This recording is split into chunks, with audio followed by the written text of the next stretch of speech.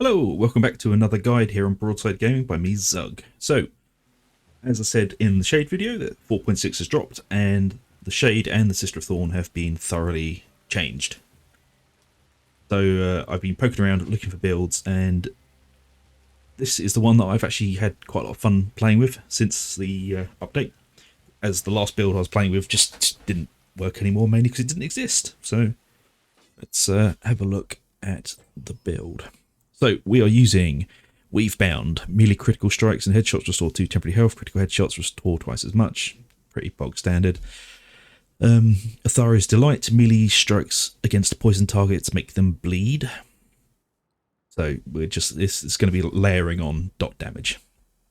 Smiter, it's the same as it always is. It's stagger, stagger damage, staggery, staggery, stagger. Then we're going to be using Radiant Inheritance just because I really like it. Consuming Radiant grants Carillion and nearby allies now. 15% power, 5% critical strike chance for 10 seconds. So yeah, this has been toned down massively from its first iteration, which was honestly ridiculously overpowered. Like, just, it was stupid. Fun, but stupid. And I'm using Lingering Black Venom. Critical strikes apply Black Venom to enemies near the target. So it spreads Black Venom, which is nice. And of course, Black Venom Thicket, because I am lazy and I like being able to knock things over with the bush. Lol. Sorry, I just laughed for that. Right. So perks got changed around a bit. Black Venom Blades. Melee attacks apply a poison that deals damage and increases damage suffered by 12% for 10 seconds. So it's kind of better than Assault Spire's tagging, really, because you are melee attacks apply poison that deals damage and increases damage suffered by 12% for 10 seconds. I'm not entirely sure, so don't quote me on this, whether it is 12% damage from everyone or only from Carillion. I haven't been able to find that answer yet, but if it's from everyone, that is amazing. If it's just Carillion, it's still pretty good. Sustenance of Leechlings. Whenever another party member receives temporary health while at full health, Carillion gains temporary health instead. Num num num, give me all your health. An attendance of Beneficence. All healing received by the party is increased by 25%. Hooray. It's just good, really. So I'll go through the reasoning of why behind the talents. So Weave Bound with high crit chance, weapons and high attack speed. Temporary health on crit headshot is more consistent on the kill, especially when you have multiple range careers in the team with you and on Skaven maps. Level 10, Athari's Delight. Very powerful melee damage boost. The bleed damage is stackable, providing huge damage bonus to hordes and berserkers. So, yummy. Level 15, Smite. I'm not talking about Smite again. I'm fucking sick of talking about Smite. It's the same. Level 20, increases your team's DPS drastically in its duration with a fairly low cooldown. Normally, if your first naturally generated career skill can't solve the problem, using the Radiance generated skill with the strong damage buff will.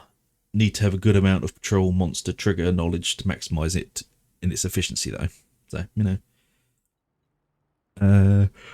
Sorry, yawning. Level 25, Lingering Black Venom. The double poison synergy synergizes greatly with Athari's Delight. Doodly-doo. It can boost your bleed damage further, and both talents require similar heavy melee frontline playstyles, which is generally my playstyle. And if you level 30 talent, there is a twist between two here. So using Tango Grasp Thicket. Oh, fuck no, yawning. Sorry, I'm recording this really late. Using Tango Grasp Thicket if you want utility and backspace creation. So this one. It can push away close range, high density horde units while leaving elites behind and stagger them so the team can, you know, burst them down easily. Or if you want to be a selfish bastard like me, and it's just a straightforward control skill. It's got an AoE stagger, helps you apply Athari's Delight Bleed, and perfect for spamming and stunning. I use it mostly for pole rats, specials, that sort of thing. If I see them creeping towards the group, I'll just sort of fling it out and knock them over. Gives a few seconds to deal with them. Right, so let's have a look at what we are using. So, I'm using the spear because I really like the spear. But you can use the sword and dagger with the exact same stats on it.